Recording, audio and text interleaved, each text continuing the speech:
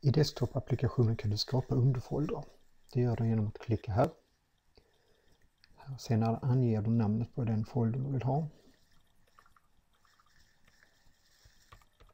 Och spara. Så ser vi att foldern hamnar här nere. För att sen placera de sidorna du vill kopiera in så bara drar du och släpper dem där. Det blir alltså en kopiering, det vill säga de ligger fortfarande kvar i sin ursprungsfolder också. Du kan skapa foldrar som innehåller sidor från flera olika anteckningsblock.